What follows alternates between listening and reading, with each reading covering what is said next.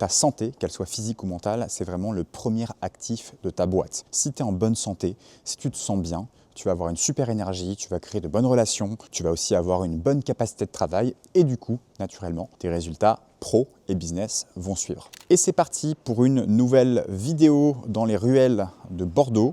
Et aujourd'hui, j'aimerais te parler de sport et de mouvement et notamment de ma manière d'intégrer le sport et le mouvement dans mon quotidien d'entrepreneur. Alors déjà, avant de commencer, j'aimerais te dire que ta santé, qu'elle soit physique ou mentale, c'est vraiment le premier actif de ta boîte. Si tu es en bonne santé, si tu te sens bien, tu vas avoir une super énergie, tu vas créer de bonnes relations, tu vas aussi avoir une bonne capacité de travail et du coup, naturellement, tes résultats pro et business vont suivre. Donc, très important de rester en bonne santé et le sport et le mouvement, c'est une super manière de le faire. Deuxième chose, j'en ai un peu marre de cette injonction de la société à la performance et je voulais juste te dire qu'il y a deux manières de voir le sport. Soit tu as une manière de le voir en mode performance, et c'est la mode en ce moment, des Ironman, des ultra-trails, des marathons, on dirait que si tu n'as pas fait ça, tu es un peu moins bien que les autres, alors que pas du tout. Le sport, ça peut être soit la performance, et ça peut être aussi du kiff et de la longévité. Et moi, c'est l'approche que j'ai décidé de choisir dans ma vie. On n'est pas obligé de performer partout. On peut performer, si on veut, dans le sport et dans sa vie pro et dans plein d'autres choses, mais on peut aussi choisir de performer là où on veut. Ou même de pas du tout performer. Moi, j'ai choisi de performer dans mon travail, puisque ça me tient à cœur. Par contre, le sport, c'est un domaine dans lequel j'ai plus choisi une approche de kiff, de longévité.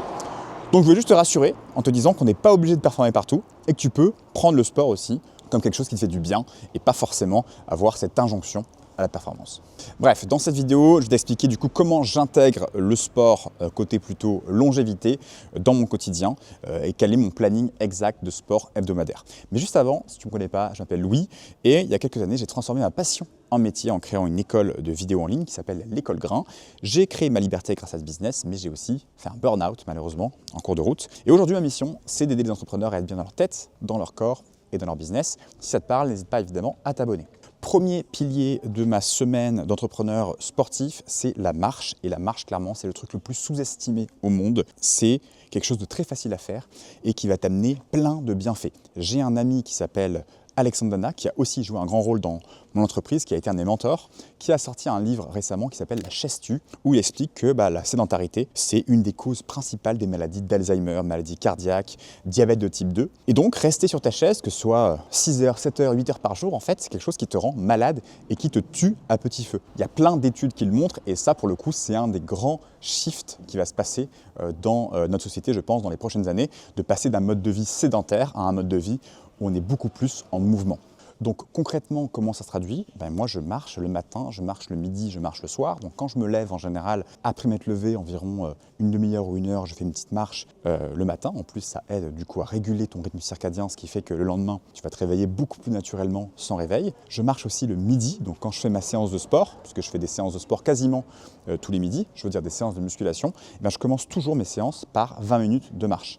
Et puis aussi souvent l'après-midi ou le soir avant de dormir, je vais aller marcher encore 10 minutes, ce qui me permet d'atteindre mes objectifs de 10 000 pas par jour, puisque encore une fois, il y a des études qui ont montré qu'à partir de 8 000 pas par jour, il y a une baisse significative de la mortalité. Le fait de marcher va aussi protéger ton cœur, réguler ta glycémie, calmer ton système nerveux et puis surtout, moi, le gros avantage que je vois avec le fait de marcher, c'est la créativité.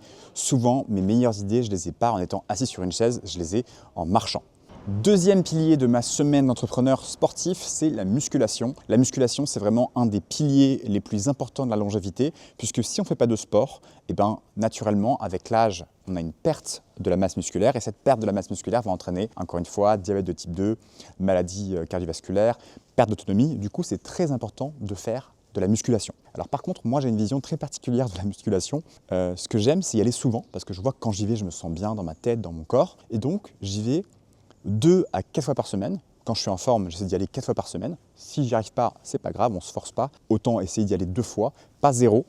Donc en général entre 2 et 4. Et en fait, je vais uniquement faire 3 exos quand j'y vais. En fait, le problème de la musculation, c'est qu'il y a plein de gens qui vont se dire « Allez, je vais à la salle, je fais 5 exos ». Le problème, c'est que quand on est un peu fatigué, on a la flemme d'y aller, du coup on risque de pas y aller. Donc je préfère faire que 3 exos, mais y aller tout le temps. Et du coup, le fait d'avoir que 3 exercices, ça me donne envie d'y aller parce que je me dis que c'est pas si difficile. Du coup, ça fait des séances assez chill.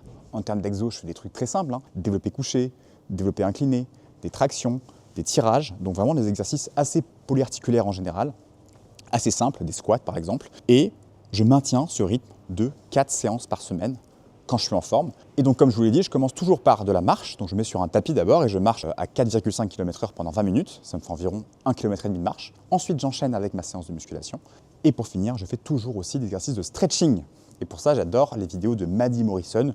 Je vous mets le lien en description. En général, je fais 10 à 15 minutes de stretching. Il y a 2 programmes qu'elle fait que j'adore. Et donc, je vous mets tout ça en description si ça vous intéresse. Du coup, pour une séance de musculation, le temps d'y aller, de faire la marche, de faire la musculation, de faire les stretching, de revenir, ça me prend 2 heures tout compris. Donc en gros, ça me prend 4 fois 2 heures dans la semaine. Et enfin, dernier pilier, ça va être tout ce qui est cardio. Et pour ça, je laisse un espace, en général le week-end, pour faire soit du HIIT.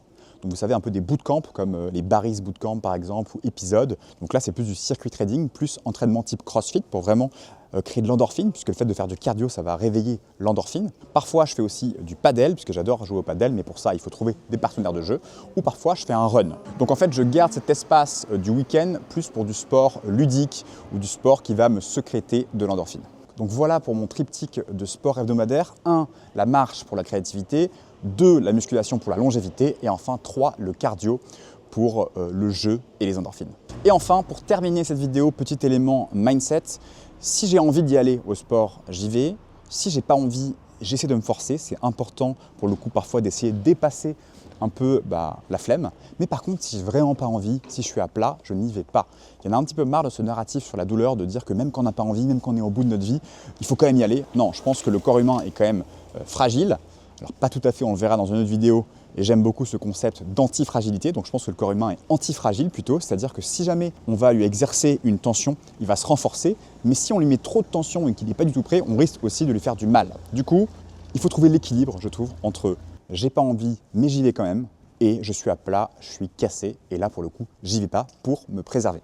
Voilà pour cette vidéo, j'espère que ça t'a plu. C'était mon triptyque d'entrepreneur sportif qui met en avant la longévité. Sur ce, je te dis à très vite, et surtout, prends soin de toi.